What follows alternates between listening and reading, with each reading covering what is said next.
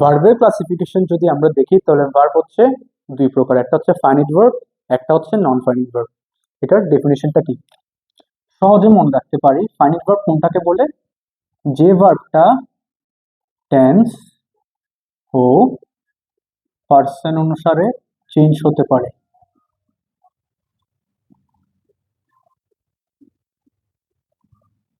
Tense ও person অনুসারে change হয়। Non finite কি? নন ফাইনিট তোমার পার্সন ও টেন্স অনুসারে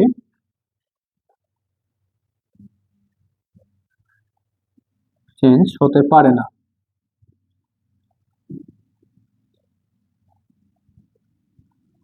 যদি আমরা উদাহরণের মাধ্যমে সেই জিনিসটাকে দেখতে যাই তাহলে দেখো এখানে want verb, wanted verb, wants verb, এখানে to go verb, to go, to গো।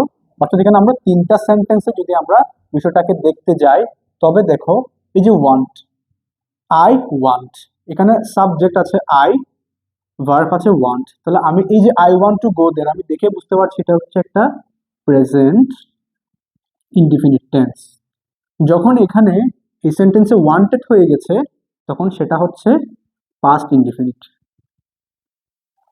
এখানে দেখো হি ওয়ান্টস, এটা প্রেজেন্ট ইনডিফিনিট, কিন্তু সাবজেক্ট অনুসারে আই এর সাথে ওয়ান্ট হয়েছিল, যেহেতু he third person singular number তাই এখানে ওয়ান্টটা হয়ে গেছে ওয়ান্টস।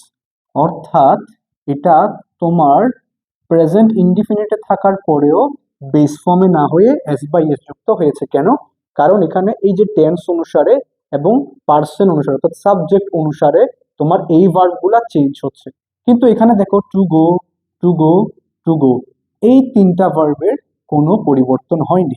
অর্থাৎ যে ভার্বগুলোর আমার পরিবর্তন হয়েছে টেন্স অনুসারে অথবা পার্সন অনুসারে সেগুলোই হচ্ছে আমার ফাইনিট ভার্ব, আর যেগুলা প্রত্যেক টেন্সে বা প্রত্যেক সাবজেক্টের সাথেও একই থেকে গেছে সেটা হচ্ছে নন ফাইনিট ভার্ব। অথবা আমরা আরেকভাবে বলতে পারি যে ফাইনিট ভার্ব দিয়ে আমার টেন্স চেনা যায় যেটা কোন টেন্সে আছে, নন ফাইনিট দিয়ে তুমি কখনো কোনো টেন্স চিনতে পারবে না, কারণ তুমি কিন্তু টু গো দেখে বলতে পারছো না যে এটা কোন টেন্স।